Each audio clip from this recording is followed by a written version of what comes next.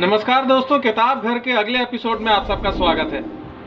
दोस्तों, आज है 1 नवंबर और आज हम नवंबर की कहानी सुनाने जा रहे हैं। आज की कहानी का नाम है कहानी नवंबर की। दोस्तों, इस माह दो महत्वपूर्ण तारीखें हैं। 8 तारीख को गुरु नानक जयंती है एवं 14 तारीख को चिल्ड्रंस डे। तो दोस्तों चलिए बिना देरी किए शुरू करते हैं। मैं नवंबर हूं। मैं नवंबर हूं। प्यारे राजीव, जिस समय तुम्हें ये पत्र मिलेगा तुम आश्चर्य में पड़ जाओगे। तुमने ये सोचते हुए इसे खोला होगा कि इतने सुंदर रंगीन लिफाफे में किसने पत्र भेजा है। सचमुच ये एक रहस्य ही है। मेरा नाम नवंबर है। मैं आदमी नहीं, तुम्हारे कमरे में टंगे कैलेंडर का महीना हूं। मुझे नवंबर कहते हैं क्योंकि मैं तब नवा महीना था जब कैलेंडर बना था। फिर 2 नए महीने हमारे सिर पर चढ़ गए, इसलिए मेरा नंबर 2 सीढ़ी नीचे हो गया। अब नाम तो नवा यानी नवंबर ही रहा, लेकिन मेरा महीना क्रम 11वां हो गया है। खैर छोड़ो इन बातों को। मैं तो तुम्हें यह बताना चाहता हूं कि मेरे आते ही गुलाबी सर्दी शुरू हो जाती है। मौसम सुहावना हो जाता है। एक ओर तुम्हारी पढ़ाई के दिन आ जाते हैं तो दूसरी ओर मैं तुम्हें अपने देश के कुछ महान नेताओं, संतों और कवियों की याद दिलाता हूं। तुम पूछोगे वे कौन-कौन लोग हैं? दरअसल उनके बारे में विस्तार से बताने के लिए ही मैं ये पत्र लिख रहा हूं। नवंबर के महीने में सबसे पहले महामना पंडित मदन मोहन मालवीय की पुण्यतिथि पड़ती है। उनका जन्म 25 दिसंबर 1861 को इलाहाबाद में हुआ था। मालवीय जी बचपन से ही खेल कूद और सामाजिक कामों में रुचि लेने लगे थे। पढ़ने लिखने में भी अच्छे थे, इसलिए सभी शिक्षक उन्हें बहुत प्यार करते थे। उन्होंने सन 1884 में कलकत्ता विश्वविद्यालय से बीए की परीक्षा पास की। इसके बाद पढ़ाई छोड़कर पढ़ाने का काम शुरू कर दिया। इस बीच मालवीय जी की प्रतिभा देखकर उन्हें हिंदुस्तान पत्रिका का संपादक बना दिया गया। इससे पत्रिका का नाम बढ़ा, बिक्री बढ़ी और साथ ही मालवीय जी भी सफलता की सीढ़ियों पर बढ़े। 2.5 वर्ष तक संपादक के रूप में काम करने के बाद मालवीय जी ने वकालत पढ़ी। इसके साथ ही इंडियन ओपिनियन पत्रिका का संपादन करते रहे। 1891 में मालवीय जी ने वकालत शुरू की। सन 1902 से 1912 तक पंडित मदन मोहन मालवीय संयुक्त प्रांत की प्रांतीय व्यवस्थापिका के सदस्य रहे। वो हिंदू धर्म, हिंदी भाषा और देश की दुर्दशा देखकर बहुत दुखी होते।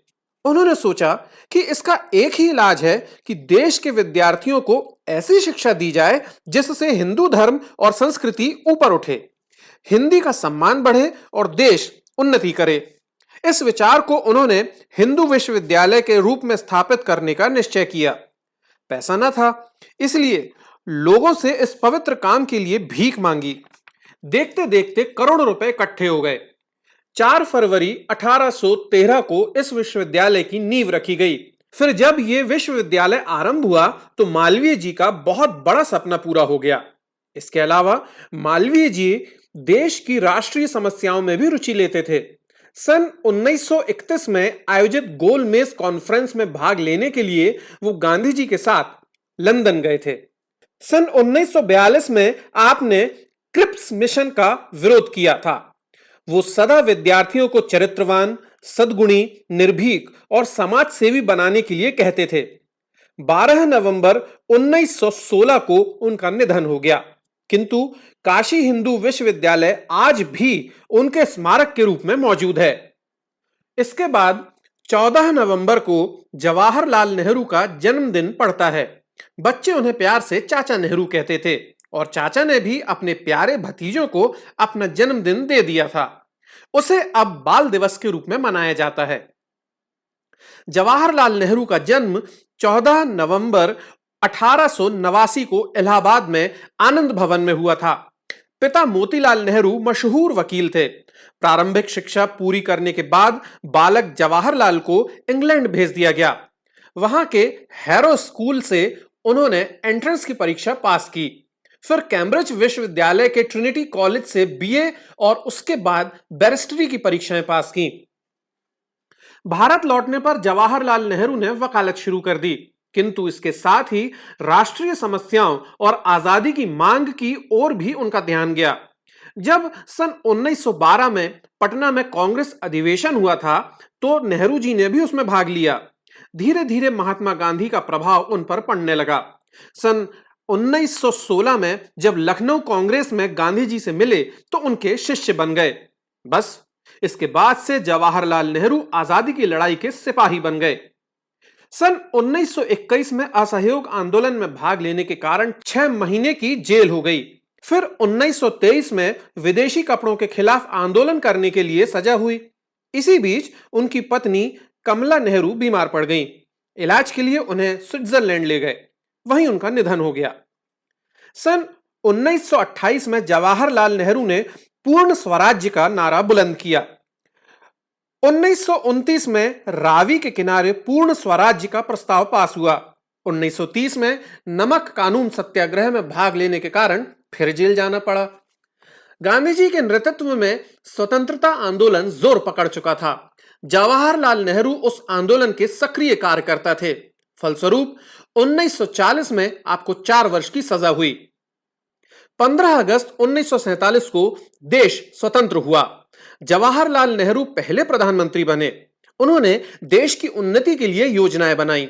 बड़े बड़े कारखाने खोले गए, बांध बने, नहरें निकली। वो देश को नए वैज्ञानिक युग के अनुरूप बनाना चाहते थे। नेहरू जी बच्चों को बहुत प्यार करते थे।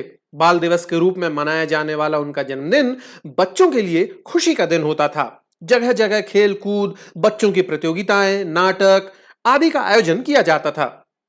इस बार बाल दिवस के कार्यक्रमों में भाग लेने के लिए तुम अभी से तैयारी कर लो। अब मैं तुम्हें महाकवि कालिदास के बारे में बताता हूं। वो संस्कृत के महान कवि और नाटककार थे। उनका मेघदूत काव्य और अभिज्ञान शकुंतलम नाटक बहुत प्रसिद्ध है। नवंबर महीने में कालिदास जयंती के अवसर पर उज्जैन में भव्य कार्यक्रम होते हैं। कालिदास के संस्कृत नाटकों को मंच पर प्रस्तुत किया जाता है। देश भर से आए संस्कृत के विद्वान विभिन्न विषयों पर अपने विचार व्यक्त करते हैं।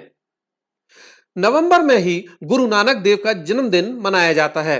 गुरु नानक का जन्म सन 1469 में कार्तिक पूर्णिमा के दिन हुआ था। पंजाब का वो गांव जहां गुरु नानक ने जन्म लिया था अब ननकाना साहिब कहलाता है। नानक जाति भेद में विश्वास नहीं करते थे। वो चाहते थे कि हिंदू मुसलमान मिलकर रहें। उन्होंने देश के विभिन्न स्थानों की यात्रा की, फिर अरब भी गए। उन्होंने विभिन्न धर्मों का अध्ययन किया था। 25 वर्ष तक भ्रमण करने और विभिन्न धर्मों की जानकारी प्राप्त करने के बाद उन्होंने एक नए धर्म की नींव डाली, सिख धर्म। गुरु नानक की वाणी सिख धर्म के पवित्र गुरु ग्रंथ साहिब में संग्रहित है। अच्छा, पत्र बहुत लंबा हो गया है, लेकिन उम्मीद है कि जब अगले साल मैं आऊंगा तो तुम्हें इन बातों की याद दिलाना आवश्यक नहीं होगा। तुम्हारा नवंबर। दोस्तों, आपको ये वीडियो कैसा लगा हमें कमेंट करके जरूर बताइएगा। हमें लाइक कीजिए, कमेंट कीजिए, सब्सक्राइब कीजिए, शेयर कीजिए और बेल आइकन दबाना ना भूलिएगा। हम अपने अगले एपिसोड के साथ जल्द ही हाजिर होते हैं। तब तक के लिए नमस्कार।